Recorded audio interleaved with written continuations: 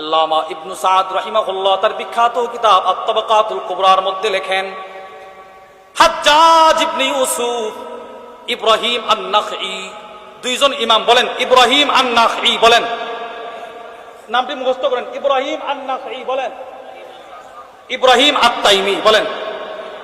দুইজন ইব্রাহিম, একজনের নামের শেষে নাখঈ আর একজনের শেষে কি তাইমি। হাজ্জাজ ইবনে ইউসুফ তালাবা ইব্রাহিম আন-নাখঈয়া, উনি ইব্রাহিম আন-নাখঈকে গ্রেফতার করার জন্য তালাশ করতেছেন, পরোয়ানা জারি করছেন, গ্রেফতারি পরোয়ানা।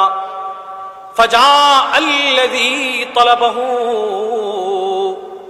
যিনি ইব্রাহিম নাখঈকে যেই পুলিশ গ্রেফতার করার জন্য আসছেন, সে এসে এলাকায় একটা চিৎকার দিয়ে বলছেন, দুজনের এলাকা কাছাকাছি, এই ইব্রাহিম কোথায়? যখন পুলিশ বলছে ইব্রাহিম কোথায়, ইব্রাহিম তাইমি তখন তার কাছে। ইব্রাহিম